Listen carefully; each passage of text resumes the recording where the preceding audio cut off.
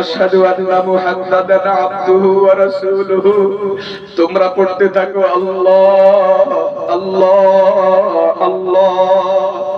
অথবা যদি কোরআনের তেলাওয়াত শুরু করো, মুখস্থ পারলে মুখস্থ, দেখে পারলে দেখে পড়তে থাকো ইয়াসিন ওয়াল কুরআনিল হাকীম ইন্নাকা লামিনাল মুরসালিন আলা সিরাতিম মুস্তাকিম। আমার নবীজির হাদিসে পাওয়া যায়, যখন ওই মনুষ্য ব্যক্তির আপনজন যখন তার পাশে বসে কালিমার তালকিন করতে শুরু করে, ওই অবস্থায় শয়তান পরাজিত হইয়া পালায়া যায়, আর ওই লোকটার জবান দিয়া কালিমায়ে তাইয়্যিবা লা ইলাহা ইল্লাল্লাহ মুহাম্মাদুর রাসূলুল্লাহ পাঠ করা তার জন্য সহজ হয়ে যায়।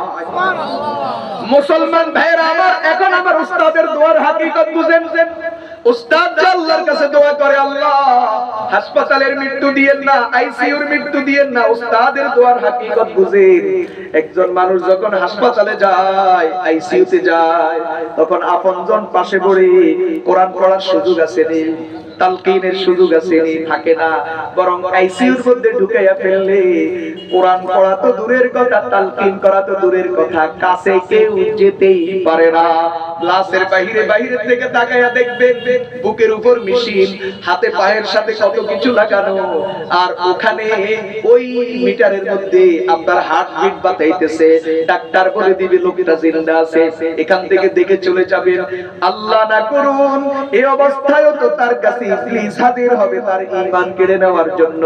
কিন্তু আইসিইউতে একদিকে তার বুকের উপরে যন্ত্রপাতি, আর একদিকে তার হাতে পায়ে কত রকমের মেশিন ফিট করা। এই অবস্থায় রোগের যন্ত্রণা, রোগের কষ্ট, আবার ইবলিসের সাথে লড়াই, তালকিন করার কেউ নাই। আশঙ্কা আছে এই অবস্থায় বেঈমান হইয়া মৃত্যুবরণ করা।